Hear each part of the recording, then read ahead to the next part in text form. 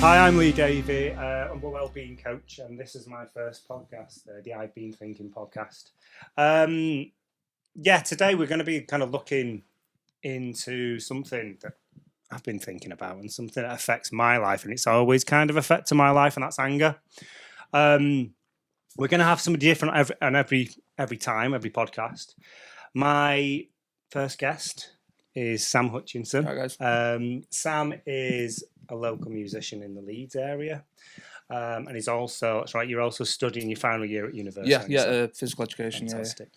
Great stuff. So just before we go into it, I just want to kind of go into why I've chose the I've Been Thinking. So the average human has 60,000 thoughts every day, which is quite a lot of thoughts, because I've seen that online. It's like, wow, there's so many thoughts. I think I have probably more than that. 60,000. I've definitely got more than 60,000 a day. Yeah, my mind's racing. Yeah. So the idea of this really was to kind of get a different perspective on my own thinking, and also to help other people, and hopefully around anger as well. Yeah. I don't know if it affects you, Sam. We're going to go into that. Yeah, definitely. But in terms of the amount of thoughts we have, it'd be nice to get other people's perspectives on it. So I'm going to be doing that every podcast. The first one we're going to be doing, like, is anger, and we're going to go into that. Yeah, cool. Before we do, Sam, I want to know a little bit more about you. Right, okay. Know a bit more about you. So I've got 3 questions. Go for it. Your first question, what is your greatest achievement? Oh, blimey. I think being in a position now with my music where I feel comfortable enough to release music and I suppose step on a stage, if I'm honest. Okay. I think, being able to kind of go out to an audience and put on a show with my music that I do, having the confidence to do that and be comfortable with it is most definitely probably the biggest achievement. Yeah. Love that. That's great. Brilliant. Okay, flipping that on the other side, what's your biggest fear? Oh, the cliche, the fear of failure. I don't like the idea of not succeeding in something. I don't mind losing, that's different. Okay. But failing in me thinking, I've not given it my 100%, or I could have given it more, or I could have done better, or I could have achieved something greater than that. Okay. I think, probably need to work on that. Fear of failure. That is a big one. That is one we get quite a lot with the people I support, is that fear of failure and how much that a block is. Yeah. Great stuff. Cheers, mate. The last question is a bit of an interview question, this. Right. Yeah, I feel like I'm an interview. Yeah, it's a little bit of an interview question. Yeah. So where do you see yourself in 5 years' time? What are we in now? 2024. So 2029. Where do you see yourself in 2029? I'd like to say in my own house. Again, still doing gigs, doing shows, successful. I'd like to be playing good venues, making a living off it. Yeah.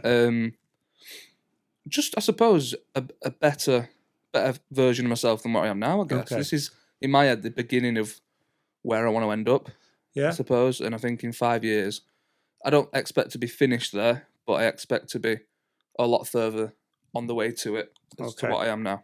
Yeah. And the last thing is, you've got your record up there, haven't you? Yeah. So just plug Stick yourself to the for script. a second. Streaming on all platforms right now. Yeah?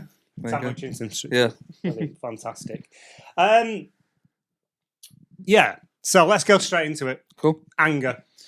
Yeah, big thing in my life, big thing in many males' lives, I think. Okay. I'm a very reactive person, but I'm also conscious, and after I've reacted, I think, right, I could have done that differently, or I should have done that differently. Okay. I think anger and passion ties in a lot into my world. All right, okay. In things I do music-wise, with friendships. I'm a very all in or nothing kind of guy, and I think anger does play a part in that. So it is part, you've just said it's part of all of your life. It becomes something. Is it because people talk about anger? It's kind of the fight or flight, isn't it? So fight would be part of anger. Yeah. So fight does allow us to move forward. Do you sometimes feel you use that anger then to move forward with things in your life? I think so.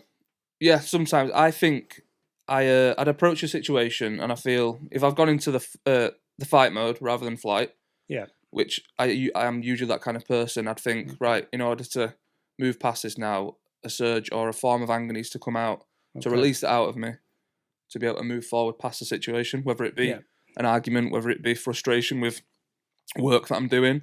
Yeah. But yeah, I definitely feel that for me to move on from it, the anger needs to come out. Okay. Yeah. Okay. What's it like if...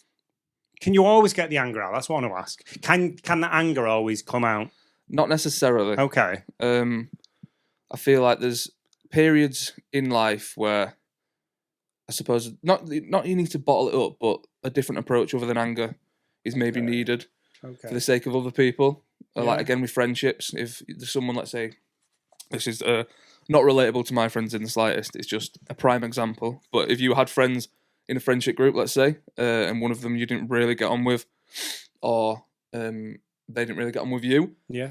Obviously, in order to settle that or to move past it, would to be show your frustrations to each other. But if that impacts the rest of your group and the rest of your friendships, I feel like you kind of the phrase "bite your tongue" comes into play. And that's quite hard. How'd you do that? How'd you bite your tongue with anger? So I'm thinking about me when I was younger, and even still now. Yeah. It feels sometimes like it, because we know emotions, they just happen, don't they? They just happen when in the moment.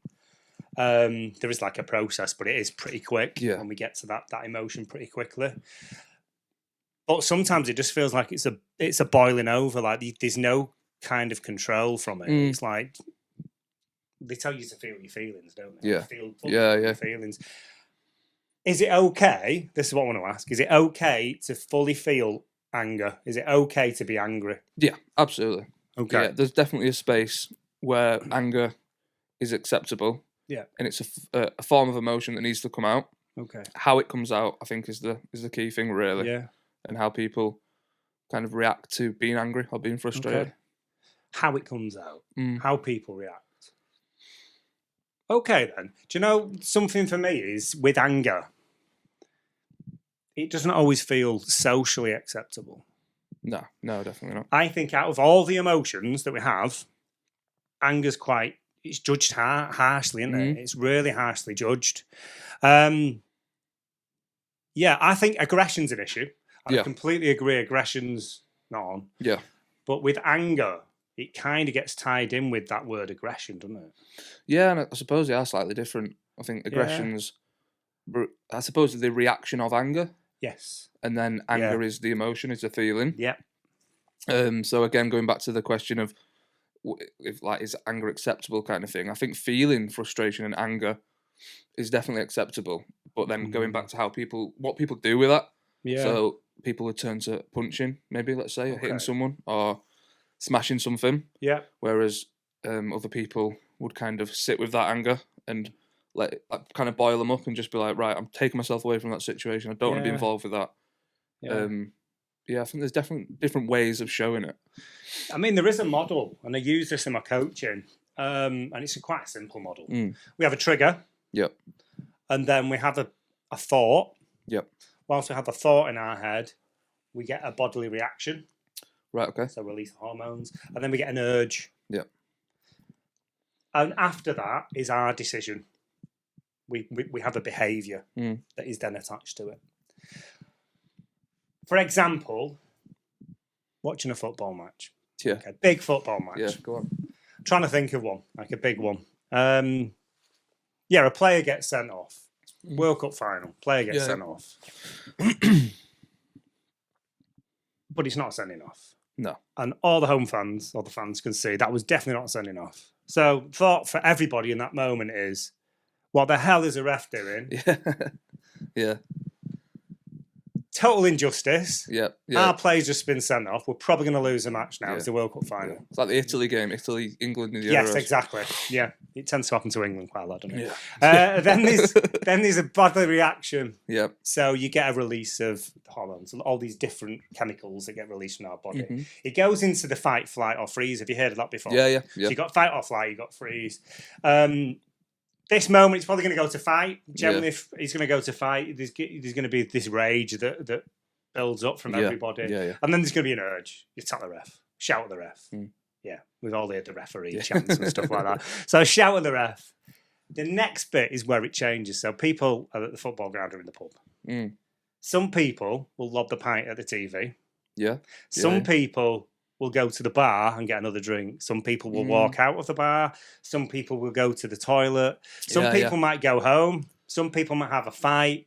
There's a massive range of what things, can happen. yeah. What do you do with that anger? Yeah. And I think, obviously, the people that are attacking and being physical or verbally aggressive and violent, law is against that. We can't do that. But the people that are just feeling angry, what do you do with that? So what I do in that situation? Don't know. I'm trying to think. To be fair, we were watching the England game in I can't think where we were abroad, and obviously we were there for the penalty shootout and for the decision that the referee made. And I feel I sat there with my anger. I suppose I've reacted differently in different ways to loads of different occasions when I've had anger, but for this specific one, this time I was sat there, fueled up, frustrated, angry, just kind of shouting at the TV maybe. So I wasn't sort of verbal aggression, you could say. Shouting at the TV, didn't throw anything. Again, I was with my family, so that probably impacted as well how I reacted. Well, again, we'll come to that later, but with your friends, to your family, I'm sure there's a difference in how you'd react. But verbal frustration at the TV. I think. Okay. So that's outwardly showing your anger in it. Yeah. Tip into aggression. Yeah. Somebody might feel like put off by it, or not happy. Kind of feel a bit distressed. You could say. Some people might not. Probably not socially acceptable. That's fair to say, isn't it? Probably not socially. And we look at football, and I know we're using football quite a lot, but we look at football, and we look at the fan base. Yeah. Especially in the 1970s, it was huge in the UK when we got banned from tournaments and all sorts because of the aggression that was shown by, let's say, male football fans. Yeah. And what's really interesting is female football fans. Look at the women's game. You see it in the stands, and you don't tend to see it. There's not hooliganism with it. No, there's no hooliganism, and with that, looking at women acting aggression. Obviously, we're two men. I had a chat to somebody the other day at work, and it was about women and aggression, or women and anger. Sorry, I should say. And it's something I'd not thought about before, and it was anger in women isn't allowed. That's what I was told. Like, you're not allowed to be angry as a woman. Okay. If you're seen angry as a woman, you're seen as crazy. It's your hormones. It's blamed on. Because I always thought, as a man, you're not allowed to be angry. No. But thinking that way, the perspective of that is it's crazy. Anger's not allowed on both sides. No. This emotion. It's bringing me to the next bit of anger. And this is why I probably wanted to talk about it today, actually, is what do we do with it then? What's the reason for it? I mean, I said before it's to move stuff forward, but there's a reason we have emotions. There's a reason why we feel sad, isn't there? Why we feel excitement. What do we have anger for? Again, I think it's another way of processing an event. So, like you say, you score a goal in football, you get a big release of serotonin. It's a feel-good hormone. You feel good, you're happy, you're thrilled. You can go through all these terms. I think anger's then the polar opposite of that. So something happens that is unjust. Yeah. Something happens that you feel, well, that's not right. That shouldn't have happened that way. There could have been a different way that have happened, and it's happened this way. Yeah. So that affects you as a person, and that fuels you with anger. So again, I suppose it's just another emotion, really, and it's a way of processing and dealing with a situation. Yeah. Can you give me an example of when you've used it in a positive way then? Like it's been really positive? I suppose, so going back to when I used to play football, having that anger and aggression in a game. Yeah. So being fueled to be like, I don't know, the coaches would say stuff like, look, this is the biggest game of the season. This is, you go out there and you score this goal, you pick up that trophy. You've won. You've completed the league. Yeah. And having that fuel to be like, don't get stuck in. Use your physicality. Show them how much you want it. Is a form of aggression. Okay. It's physical aggression, I suppose, in a sporting scenario. Yeah. So using that and then going out on the pitch and being like, right, I'm fueled up for this. If someone's getting in my way, I'm going to make sure I get to that ball first. I'm going to barge them off the ball within the rules of the game. Yeah. And go and score that goal. So that's using, I suppose, anger to an extent to, in a positive manner, to achieve something you want. Is it always anger, that? Is it always that See, drive? that's what I was going to come to next. So I don't know, would you class that as anger, or would that be more... Because you see players get sent off, you're going with like, I know we'll come back to football again. Yeah, I know. We need, but cliche. I mean, it's sport, isn't it? So we know people channel anger through sport. This is where we're going with this. But you see people get sent off. You see some really crazy tackles and fouls and 2-foot tackles. Yeah. People have just kind of lost their head, as they say. Yeah. Been sent off for it. When does it switch from the loss? And it feels like the loss of control. Yeah. When does it switch from being able to use it to achieve something in football, to score, to get the ball, to becoming something completely out of control? I feel once that the incentive to win the game as a team, to get that end goal of what a game of football should be, goes out the window, and it's a lot more about, right, this is my personal mission now. I want to either be the best. So I suppose selfishness could come in, being angry towards another opponent, not for the sake of your team winning, but more to be like, I've got built up aggression inside, and I'm allowed to take out on you in a certain way. Yeah. So I suppose when there's no good intention, I think would be, especially in football. But if we move away from football, I just thought of another. Go on then, go for it. I just thought, so using it, if we relate to my music, if we had a situation a couple of years ago where we'd wrote a song with the old band, and another band had copied that song, or very close to it. Okay. And they had had some good commercial success with it, and we'd not released ours yet. We then thought, right, let's release ours first, and now we're missing out. So that was angered us all. Yeah. Frustrating, but instead of kind of letting that anger get the better of us to act inappropriately, we're like, right, okay, let's go and write another song. Let's go write 4 more. So I suppose that's saying that anger's then used to fuel being better and doing something greater. So you've used that feel. Yeah, you've used that feeling of anger there. Yeah. To make yourself more creative, haven't you? Yeah. You've gone away. You've written 4 more songs. Yeah. And then released them, and then we felt better about them. I really like that. I really like that. That's the one time that anger's been productive. That's ace, isn't it? How about anger in relationships? How about anger in your romantic relationships? Yeah. How does it feel in that? I'm thinking of myself here as well, in certain relationships in the past of, I suppose, being outwardly angry and also repressing anger. So we'll talk about both of them. So first of all, outwardly angry. How has it affected relationships in the past? How does it feel when you've had those, I suppose, those kind of outbursts, is it? What would you say? So I suppose, look, bottom line of a relationship is 2 lives coming together to meet in the middle, essentially. So there's going to be them outbursts of frustration, and I wanted to do it this way. I would have done it this way if I was on my own. Yeah. Do you know what I mean? So putting 2 people together, first of all, and expecting them to be perfect, obviously, is never going to work. It's never going to be like that. There's always compromise. Yeah. But with like an outburst, I suppose, it comes from conflicting ideas. If I want to go do something, the other person wants to do something else. It's about finding, of the perfect scenario, it's about finding a way to meet in the middle, but the anger comes from when someone gets their way, you could say. Okay. I guess. Do you know, as you're speaking, I'm thinking this with me in those relationships of when, do you know what it is for me?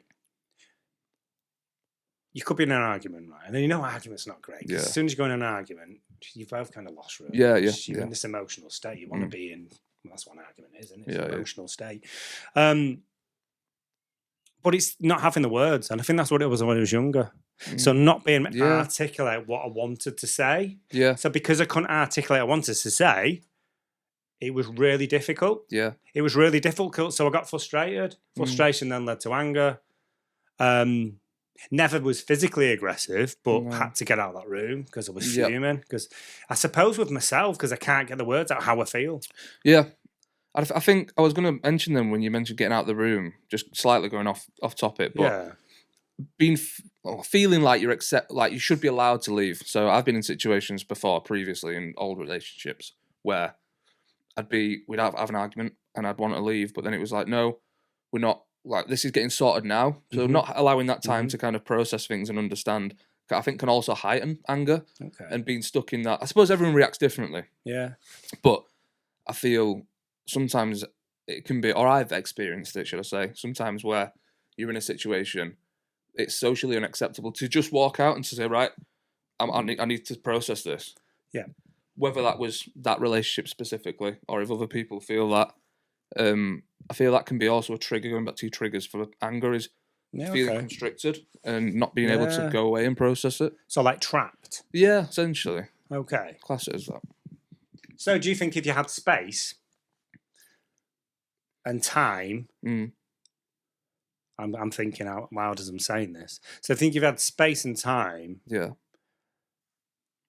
that anger, because the anger's still be there, you probably still get the emotion, but it probably wouldn't go into a full rage argument. No, and I think, especially in a relationship where you're there for each other, right? And if you wanted to, let's, like you say, go back to the football game quickly. If you're angry about that, you go into another room, the next day you're still going to be frustrated. Because what does the football give you other than like happiness? There's no conflicting ideas between you and football. You're watching that for entertainment. Football's not watching you. Football, do you know what I mean? So if you're in a relationship and you're getting both good and bad out of each other, if you're then frustrated and walk away, guaranteed the next day you wake up, you might still be frustrated, but you'll be thinking on a clearer head. You'll be processing, right, I did that. Why did I do that? Why did I do that? Sorry. If you're in the room arguing, you don't even have time to do that. It's just, you did this, you did that. Back and forth, you know what I mean? So it's that time again. It's what I was saying. It's not being able to process. In relationships with that side of it. What happens then for you after you've lost it? So you've shouted and you might have swore or whatever. You might have, I don't know, kicked something. I've been like kicked something. Kick a ball for an object. So how do you feel after? In the moment, I feel my frustration peaks. It'll get to the top. It won't go any higher. As soon as I've done something rash like that and kicked something or shouted, it doesn't get any worse than that. It'll stay there for, let's say, a minute, 2 minutes. Then by that time, you've probably left the situation, no matter whether it's with someone else or you against, I don't like you say, a TV, football. You walk away, and then from there, I feel like, for me, it just slowly comes down. And then by the next day, it'd probably be where I was originally. So I think when I've lashed out, that's then the peak. That's the. I'll then reflect the next day and think, right, that was the worst bit. That was, you shouldn't have done that kind of thing. You shouldn't have done any of it to lead up to it. But so is that regret then? Yeah, I suppose regret's probably the word. Yeah. Okay. It's funny you're saying it was 2 minutes, didn't it? Like there's a 2 minute about. I read something somebody there. I can't remember where I read it, but it says an emotion, a feeling lasts 90 seconds. Right, okay. It's a 90-second, which really 30 interesting. seconds out, No, it's really interesting. He said 2 minutes, so it's like a 90-second period of time. Yeah. If it's anything over that, we're holding on to it. But it's funny that it was a 90-second period, and then you start to simmer down, and then the next day you get that regret, maybe guilt as well that kicks in. I think I've done that definitely in the past. I think I've got instant regret once the anger's gone. I've been in that moment and thought, why have I just done that? It's like it was not me. I mean, Steve Peters, his book, The Chimp Paradox, he talks about the chimp. Being that emotional side of you. So he tries to split it up, your emotional brain. And everything that comes through your emotional brain before it comes to your logic, your human brain. So that chimp takes over before it can get to this logic.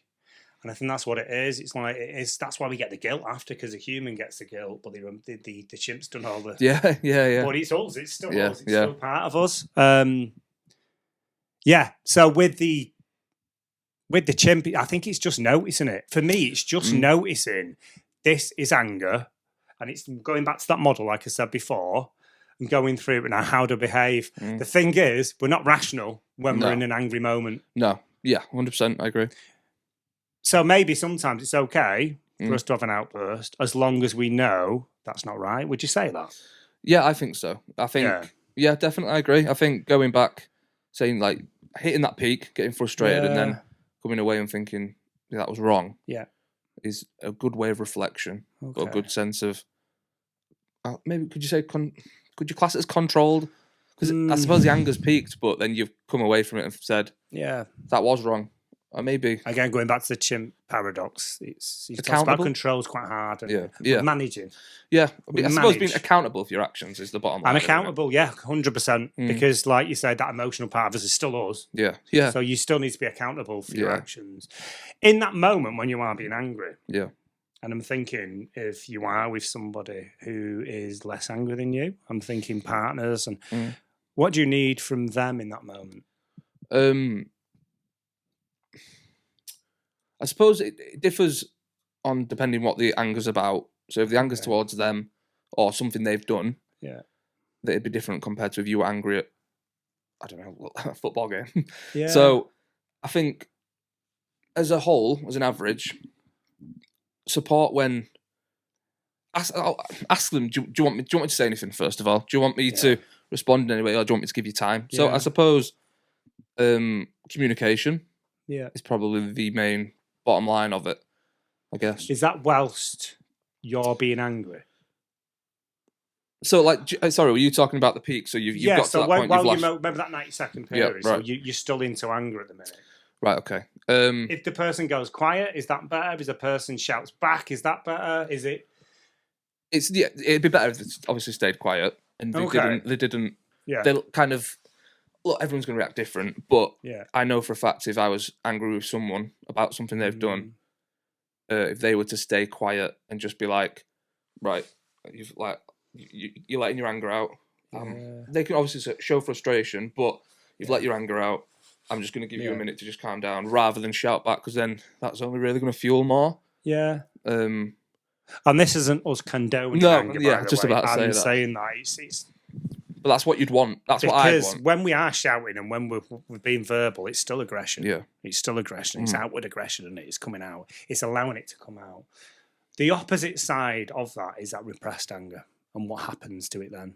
And I had a look online, actually. We had a look on this before of what does happen. And it can lead to other areas, and it can go to anxiety, actually, because it's very, very similar. And obviously fight or flight again. Yeah. Flight being probably anxiety, running away from it. Repressing it, pushing it down, and I think I did that for years. Never had anxiety when I was younger. Definitely have anxiety now. Yeah. But I'm much less angry than I was when I was younger. So it can go into other things. It can go into that, and it can go into, well, even if you're going into like relationship issues in terms of, because you're in this state where you're probably not even moving forward with it now. So you might have a thought in your head that you want to get out. And I was talking before about trying to articulate, and now you can't do it because you've repressed it. And it's inside you, but it's so deep down, it's like, okay. Yeah. Does that make sense? Yeah, I think so. I think having that, it goes back to when we were talking about biting the tongue before. There's certain situations, from my personal experience, where I'll get frustrated or angry. And there'll be some times where I show it. Yeah. And then there'll be some times where I'll be angry in myself, but I won't show it to others. So people will probably sense around me that he's not right, he's not talking, or he looks frustrated. Or I'll show frustration in other ways of, I don't know, it could be as simple as your phone not working. And you're right, I'm deleting all the apps. Yeah. Instead of being like rational and thinking, well, why are you deleting everything? Do you know what I mean? It's that's like my suppressed anger and keeping it inside because I don't want to show it to anyone because it affects other people. So I think the question now then is repressed anger. How helpful is repressing it? Probably no. It's not in the long run. It's not. Okay. I guess in the moment, if you can not. And I'm not condoning not showing your anger or not showing your emotion, but if there's people around, let's say you're at a wedding, for instance, and you're frustrated with someone that's there, you feel like they've done something wrong. That day's not about you. That's about the bride and the groom. Yeah. So if you hold it in for that day and frustrating yourself, but they don't know about it and they've had a good day, then that's, I suppose, a positive for them.